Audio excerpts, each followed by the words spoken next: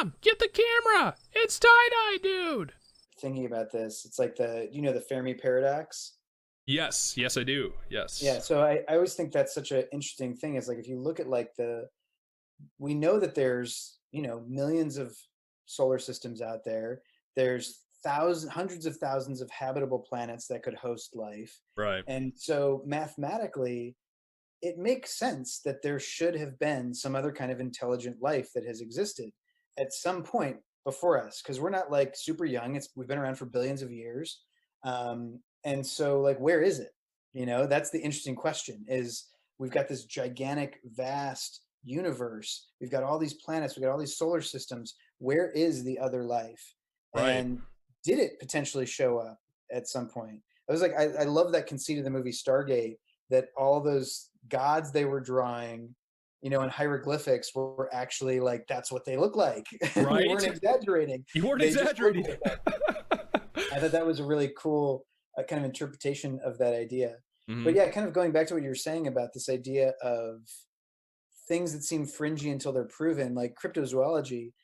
If you start looking into cryptozoology, the interesting thing about it is that a lot of things that people thought were cryptids, were these like mythical creatures, actually later on were proven to be things that were realistic, that existed, that were just misinterpreted. And things that people thought were mythical turned out to be what we would think totally normal nowadays. Like England back in, the 1500s, 1400s, I forget the year, but I was reading about like Marco Polo comes back with like a picture of an elephant. And people are like, that's insane. That's a made up creature. You made that up. Yeah. There's no way it has a nose that can pick things up and it can swim and it's huge.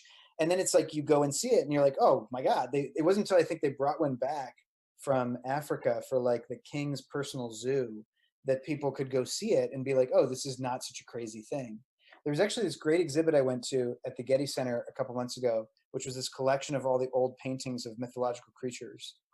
And there's the usual stuff, like there's unicorns and dragons, but then there's also things that ended up being real creatures later on, that seemed mythical, but later on when they were discovered, it's like, yeah, that's what it is.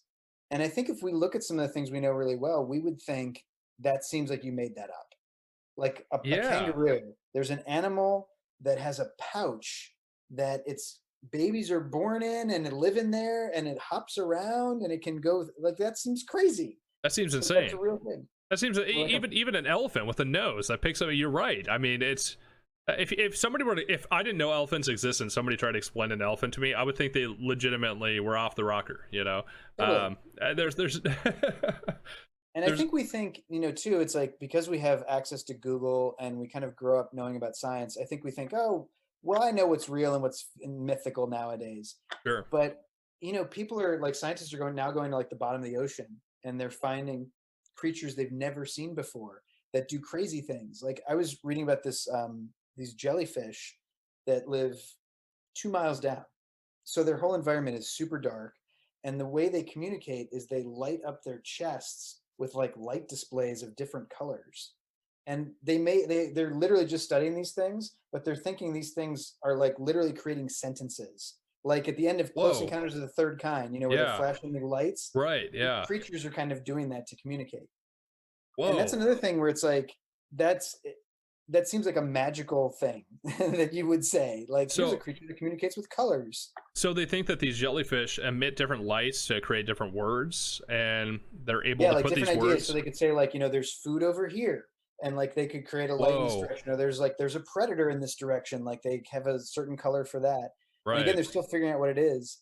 But it's just, I mean, to me, it's like we're still discovering these new creatures all the time that can do crazy things that I think would seem magical. Yeah, I mean, you think about it, like who would have who until they figured it out, who would have thought that dolphins or whales communicate from sonar frequencies, Right?